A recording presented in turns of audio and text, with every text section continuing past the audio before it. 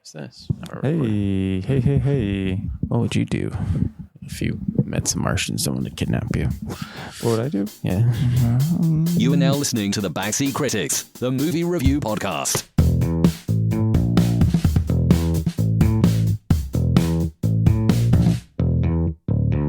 I don't know, but welcome back to Backseat Critics. You gotta stop taking that from me.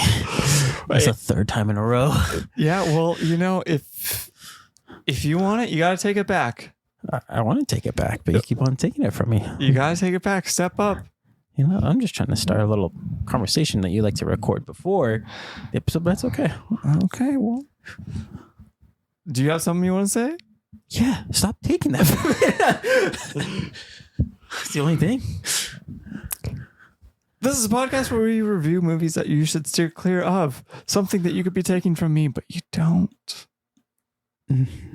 Steering clear of? Yeah. What do you mean? You could take that line from me. You never do. Yeah, I just don't deliver that one as well as you. No. I practice it every morning. I feel like I do with the welcome back, but you just take that from me today. Or 3 episodes now. Yeah. That's okay. We'll continue though. Yeah, I feel like my welcome back's a little bit better. Sure. We'll put that up to the audience. Sure. Wonder which way that's going to go. Sure. Mr. I have 3 votes on it back.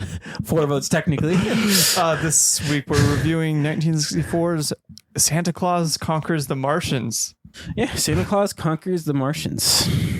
1964. Starring, I have no idea. I have no idea who any of these actors are. Not a clue. None. Who knows? Maybe Rob Schneider? Possibly. Not a clue who anyone else is. You know, like green spotty paint. It's really hard to tell who's who in this movie. Really covers up their distinguishing features like mustaches and stuff. The lollipop spaceships and the toilet paper. I don't know what you're talking about. The lollipop spaceship. The toilet paper tubed antennas. And I love the that TV. they start off this movie and it's like starts off with like it's a kind of kids movie and then they go right into like we're gonna launch nuclear weapons. It's still kind of a kids movie. Yeah. I mean, it's got a whole catchy theme song. do adult movies not have that? No. Mm. Not like so that. This is a movie where there's a society of Martians on Mars. Yes. And they put these helmets on their kids which as soon as they're born, soon as they're born, and it teaches the kids everything that they need to know about life. And by the time they can walk, they're full-grown adults mentally. Now let's talk about this bed real quick. They have these beds that shoot things that make them sleep. Which sounds wonderful. I know. Why don't we have that? Besides, the beds look terrible. They do not look comfortable at all. It's basically like a coffee table. Yeah, but it's like a floating coffee I table. want that gun that shoots down on them and makes them go to sleep. Yeah. Perfect. Or that wand. The tickle wand? The tickle wand? Nope. We don't need no tickle wand. I definitely want a tickle wand. The society has slaves, by the way. So let's not beat around the bush, by the way. This Martian society has slaves where they have a wand that they use to tickle people if they're acting out. And their form of weapon is a gun that freezes you for a little bit. For some time. For a little bit. Yes. And it makes a popping sound. It's like... Yep. That's the sound. There's just one. The big machine guns that they carry around, the little pistols that they carry around, everything. It's just... You're frozen for a little bit. Yeah, you think the big gun's going to do some more damage? Nope. I watched Men in Black, the pickle or whatever. The little cricket? Yep, cricket. Nope, not the same here. It's just a funnel and it makes a little pop sound out of it. Yep. And little machine guns. Little tiny pop sound. That's it.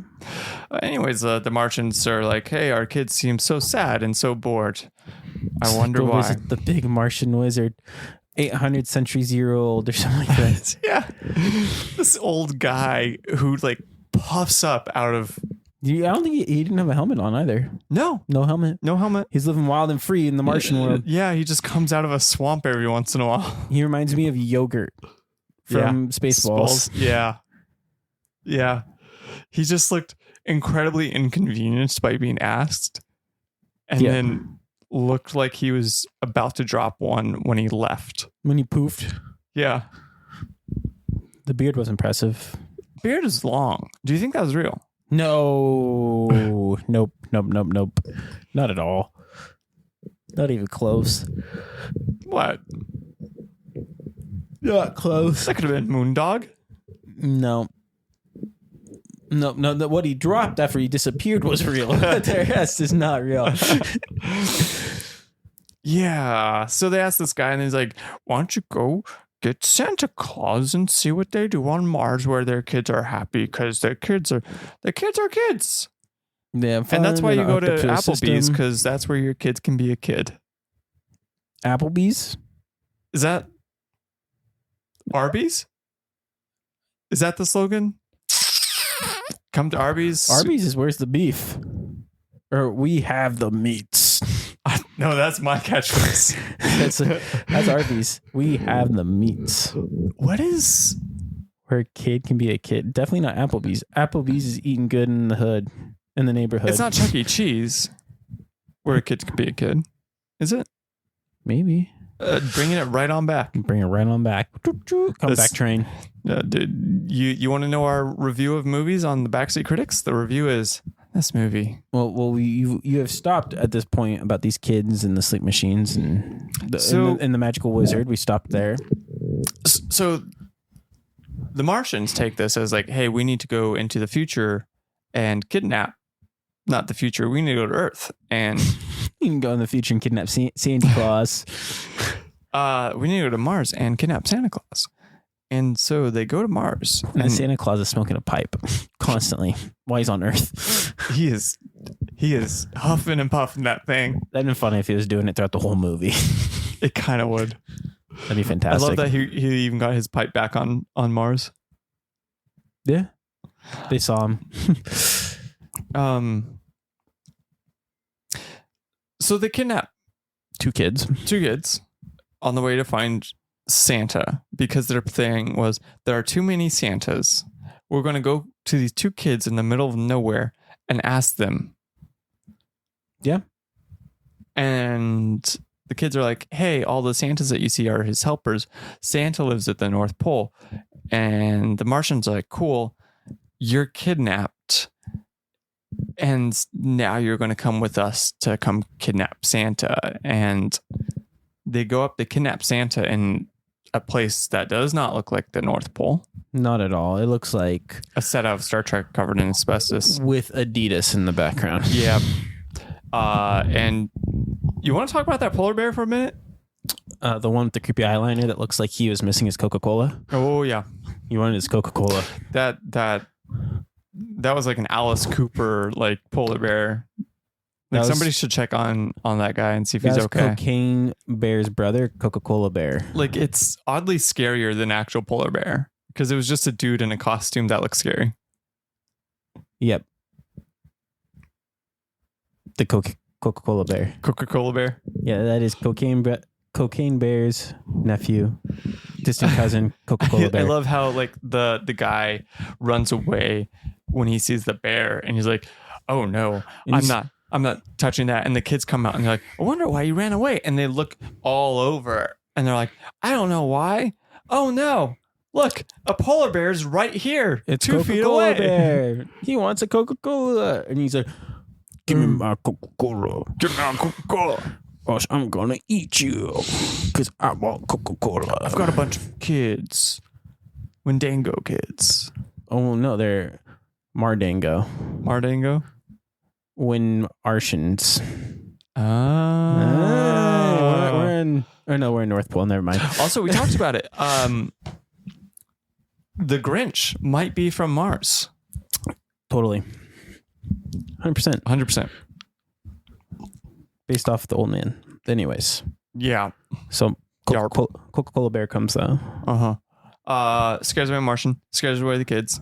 Kids get captured by a incredibly frightening robot. That turns into that Santa loves on and turns him into a toy. Yeah. In a few scenes later. Which sounds cooler than it actually was, because you'd figure like, oh, turns him into a toy, and B turns him into a little 2-foot figurine, but no, he just what, 7 feet? Yeah. 7 feet tall robot turns him into a toy. Just loves on him enough to turn him to a toy. Yeah. Robots have hearts out there, I guess. Watch out, AI. And as I was telling you, this robot was the actual inspiration for Transformers. It was. Lies. It was no. So this was like the staple robot design for 30 years following this movie. But not for Transformers. All the way up. The only robot that like is considered a better design from then till now, RoboCop. is C-3PO. Robin Williams in AI. You mean Bicentennial? Sorry, that one. Robin Williams. Yeah.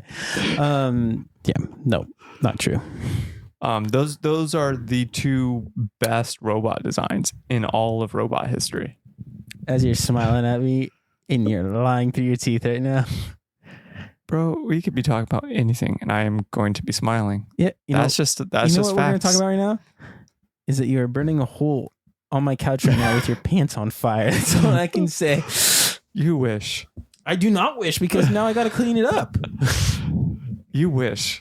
I don't. No, I do not wish to clean up this mess.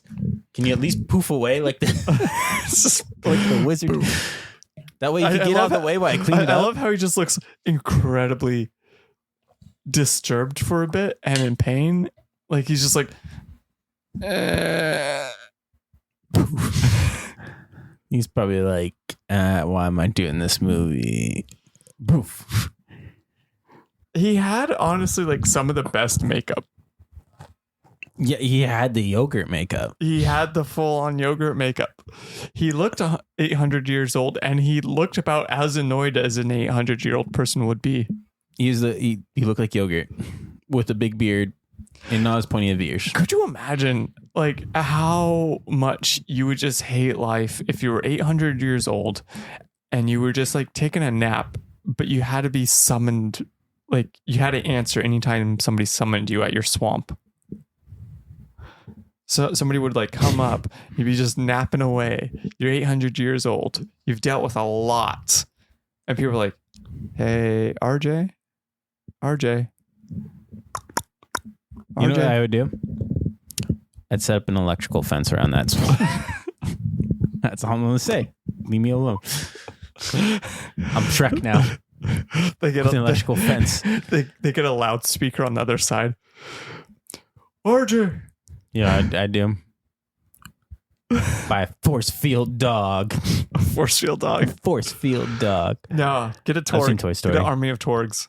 Yeah, so Santa can turn them into toys? No, thank you. They were blown away by a Slinky in this too, which was interesting. Interesting, yep.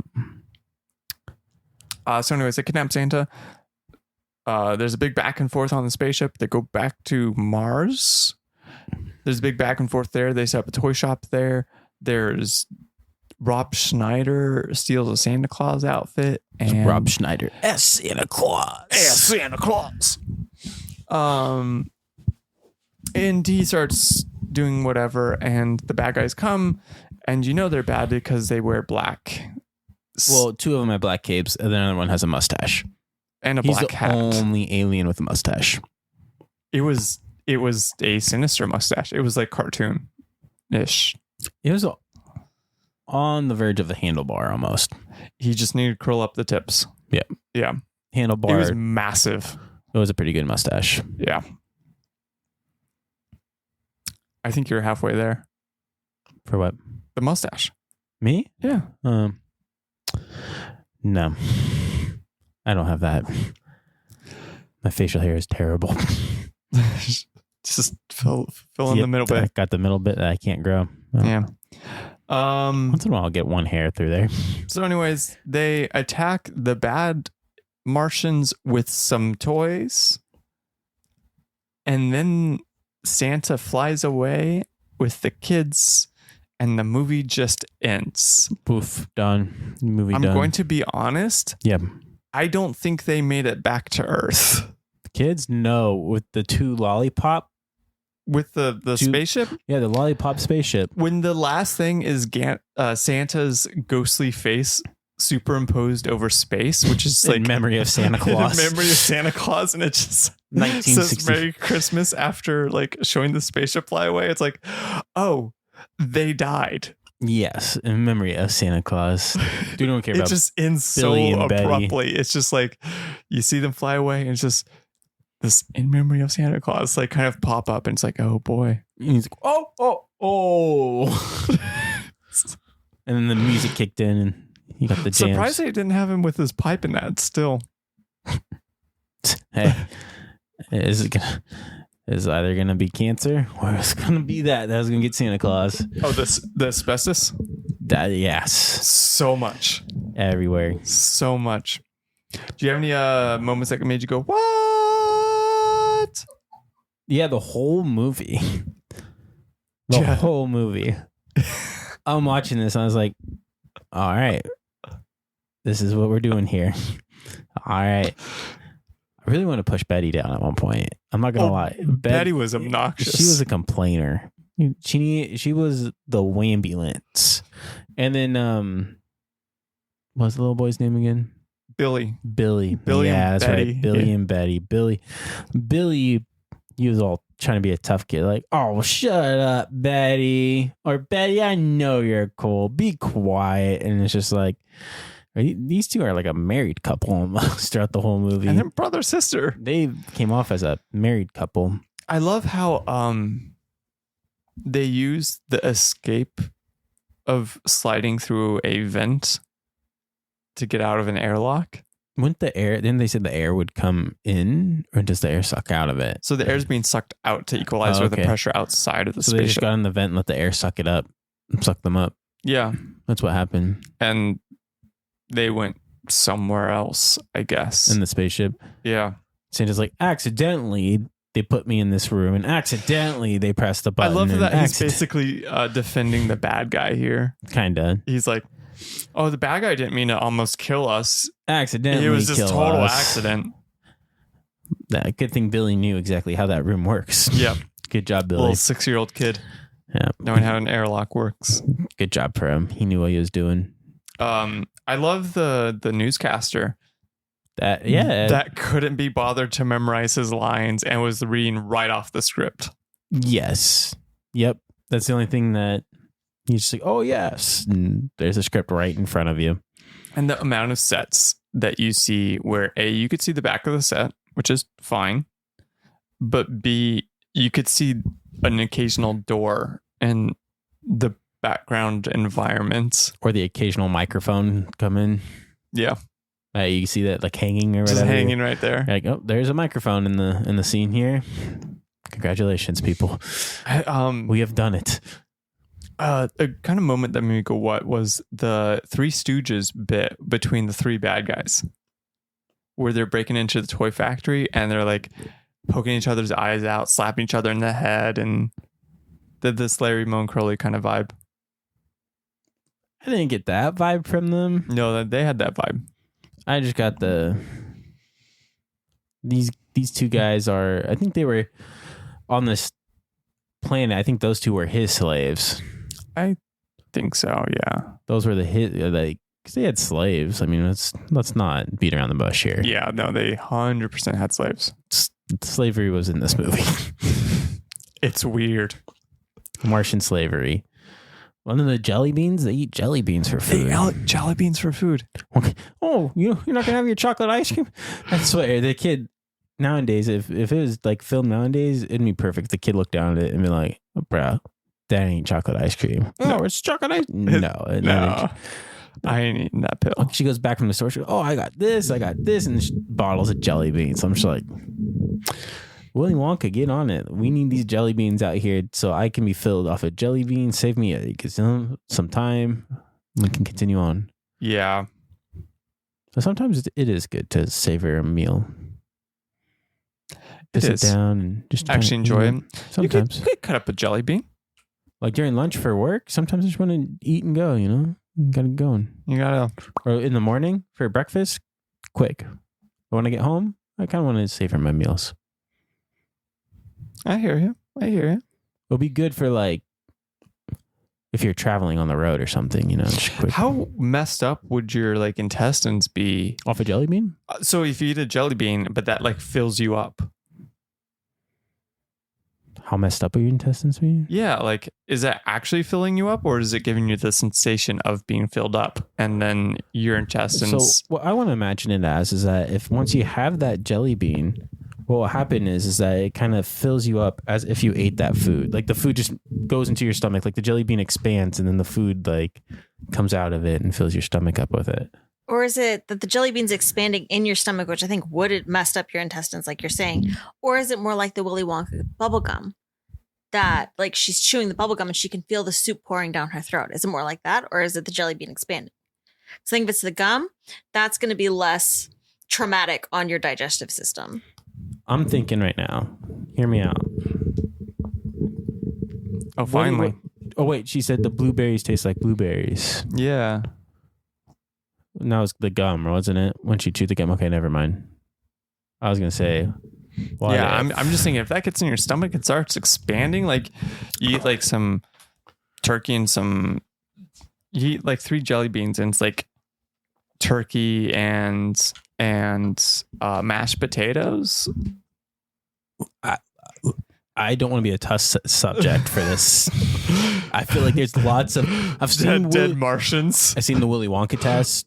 Did not end up well. What do you mean they didn't end up well?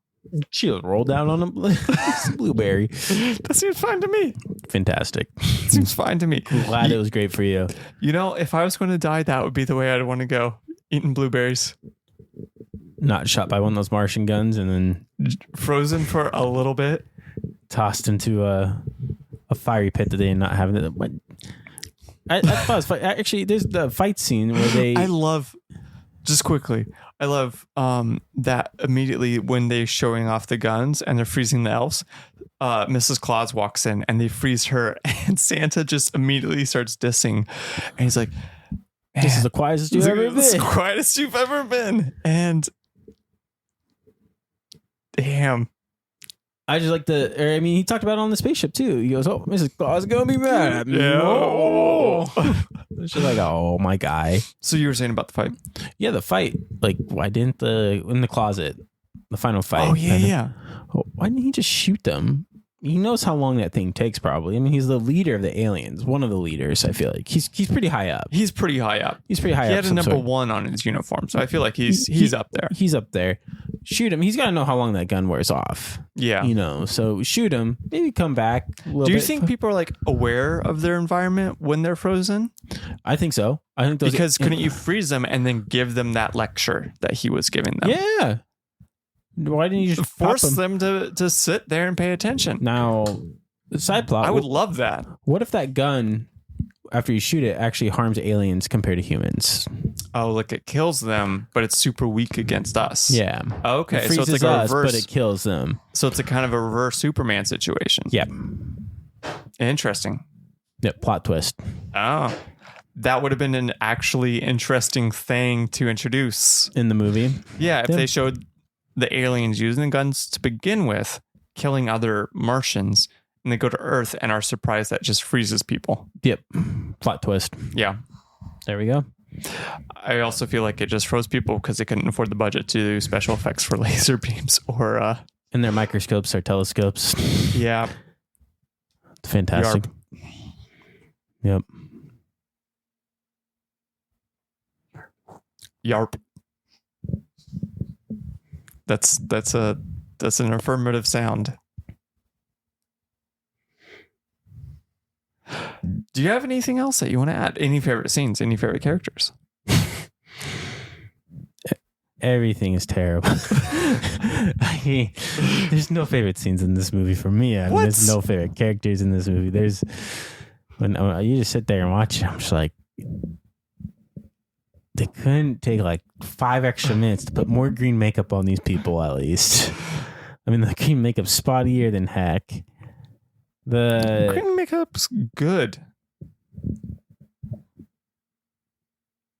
You're even sitting here saying they missed the eyes. Yeah, they look like raccoons. They were, yeah. It was a mess. This movie is a mess. You can tell that I feel like you said that it was a $200,000 budget, which is pretty good money in 1964. That's pretty good money. So I feel like whoever was in charge of this movie was like, okay, we're gonna spend $50,000 at most, and we're gonna pocket the rest. Yeah. Hold on. Or like the footprints, they failed to show up footprints, which would take like 2 seconds. Yeah, so they show they're like, oh hey, the kids went this way. Look, we can see their footprints. And then they just look off camera, but then they don't show us the footprints. But in the set, there's loose snow that you can clearly see the footprints in. So the kids are running away from the polar bear and the robot. Yep. Also, the robot costume, easily my favorite costume in the whole movie. It is a cardboard box with a bucket painted gray with some clear like headlights put over the eyes. And it's kind of your stereotypical robot that they tried to recreate. Like that's your stereotypical robot toy. I even feel like back in the 20s, that's... Well, actually at this time, there was a few movie series with Bobby the Robot, like The Invisible Kid and stuff like that. Forbidden Planet, much better looking robot. Lost in Space with Lost in Space, yeah. Which was a knockoff of Bobby the Robot, like better looking robot.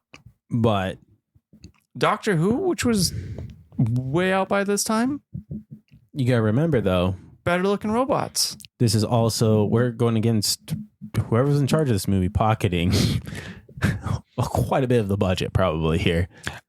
What other movies do you think this guy directed? I have no idea. I don't know anything that much about the 60s for this right now. This guy was Cheeks. Dead Air. Dead Air? What are you Dead talking Air. about? Dead Air? Dead Air. You might want to... What do you mean? I want to do something. You have to probably cut this out here. Yeah, that's fine. Okay. I just want to make sure we got some dead air going on here. Doop, doop, doop.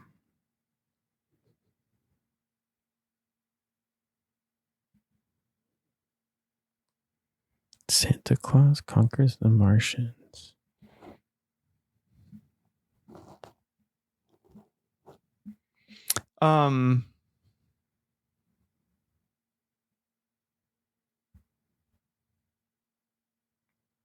Nicholas Webster was the director. Yeah, so I'm actually reading. He's, I guess, remembered for a CBS program he did called The Violent World of Sam Huff, which was the first use of a wireless microphone for television, which is neat. And also Walk in My Shoes in 1961 that he directed. That was, I guess, the first time the story of African Americans was told in their own words on television, which is interesting. And then he went up to do this piece of garbage. And then he has a fixation on Mars because he has a movie right after that called Mission Mars. Mission to Mars, yeah. Nicholas Webster. That one is worse.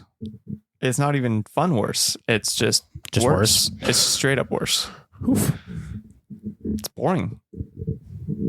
I think if this wasn't Santa Claus in this movie, I don't know if I could stomach it. Like if there wasn't, what are you talking about? If there wasn't the Santa Claus fact, the ridiculousness of a Santa Claus and the Martians, like those two combined, the fact that it's gold. If it didn't have the ridiculousness of it, so let's just say it's like Martians going to Earth to kidnap some dude, the president versus the Martians or whatever. Yeah. George Abraham Lincoln versus the Martians. I don't know if I could stomach it. I'm surprised to see Roger Corman not involved in this. I'm surprised. Immediately better movie if he was. That Bob Hope wasn't involved. Where's Jerry Lewis? Where is Jerry Lewis? Jerry Lewis would have been perfect in this movie. He had $200,000. Where's Cary Grant? Where is Cary Grant? I want John Wayne. Nope. Jerry Lewis. Can we just... John Wayne's a piece of trash. That's okay, but I want Bob Hope. Bob Hope's fine. I want Clint Eastwood. Okay, yeah. I just want some. I think Clint Eastwood's first movie came out a little bit before this. It was Tarantula. He was like 19 in it. And he showed up for 2 minutes as a fighter pilot. It was a house in the middle of nowhere dealing with massive tarantulas, and they called the Air Force to save basically a house and a convenience store. I want Betty White. Of course, Betty White. No, Betty White as the mom of the Martians, whatever her name was. Betty White.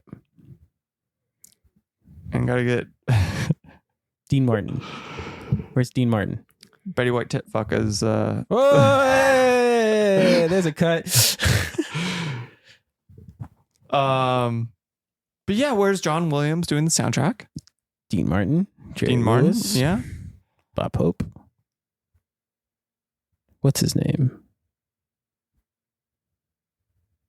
Richard Bronson. Mickey Rooney. Ronald Reagan. Mickey Rooney as the Santa Claus. Mickey Rooney is an elf. That's the Santa Claus. Mickey Rooney is an elf. He's a funny cat. Yeah, there's lots of people they could have chosen, but no. No. Any final thoughts on this? How much would you recommend this movie? Between a lot to everyone should watch this. Okay, this is what I'm gonna say about this movie. If you want to prank a good friend and talk him into watching a terrible movie and say, "Hey, have you seen Santa Claus Conquers the Martians? This is the movie." This is the movie. Because they're gonna be like, well, what are you talking about? So your thing is, if you want to prank a friend, specifically with, hey, you want to see a movie called Santa Claus Conquers the Martians, you prank them with a movie called Santa Claus Conquers the Martians. And you tell, if you want to say it's the Christmas time, you and your friends are out having fun, like, let's go back to my house. You know, let's have some fun. I got this movie I want to show you guys for Christmas. It puts you right in the holiday spirit. Super in the holiday spirit. It gets you right for the holidays. No. Okay, I'll back you up one more. Are you out there on a date, woman, and you want to impress her? You want to show her your Cartier Bob side, and you're like, hey, you want to go back to my place? I got a great movie I could show you. You sit down, you cook up some popcorn, and you throw on Santa Claus Conquers the Martians. That will blow them away. Yeah, I feel like this has been another episode of the Play No Games podcast. This is probably, for me, a 3 out of 10. Dang. I couldn't.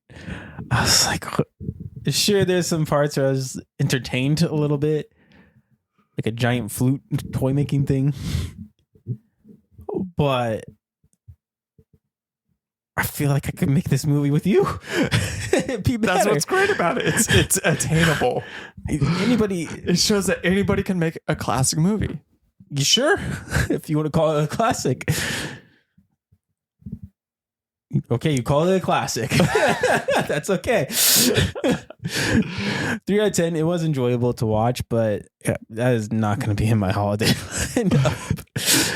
But it's cheap if you want to have some fun. It's $3.99 on Vudu. Of course, it's cheap. It's a classic. All right. What's your final thoughts on this? So I obviously enjoy this movie. This is right up my alley for B movies.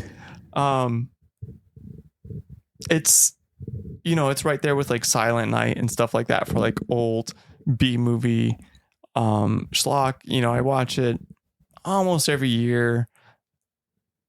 If you know what you're getting into, if you enjoy old 60s, 70s B movies, you enjoy rubber costumes, you enjoy seeing wires and microphones getting into these sets. were rubber. These were like spandex suits.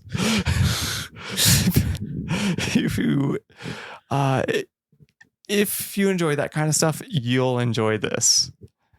If you don't, definitely, like RJ said, proceed with caution. Proceed with caution. It's a great one to prank your friends with. Yes. But yeah, if you enjoy bad movies, it's perfect. I concur. Stay tuned for our next episode, Silent Night. Oh, jeez. Probably not that movie, but it's okay. What do you mean not that movie? We're going to be out of the holiday season. No. Fine. Dolomite. We'll see what happens next here. All right. If you want to find us, you can find us on Instagram. And fun fact, if you hit that follow, we will send you a picture of Mr. Bob of the Play No Games podcast. That is still an ongoing thing. And if you want to get a second picture, go ahead, donate to $Hero Bob. Just $1 is all it takes. Send us a screenshot on Instagram. You can find us on Instagram at the Backseat Critics, all one word. Get double the pictures. I mean, it's 3 words, but it's kind of coagulated into one. I mean, that's all you can do on Instagram. Yeah. You know, for all you folks that want a picture of Bob, perfect for this time of year. You got that special someone in your life. You're like, hey, I don't know what to get them. Maybe a picture of Bob. You can have it printed at the local FedEx Kinko's and have it framed at wherever you get it at. Wherever you get it at. Get your picture of Bob now. And with that, we out. Dude, this was a perfect movie. I don't know what you're talking about. It was a good episode. Honestly, Schindler's List or this?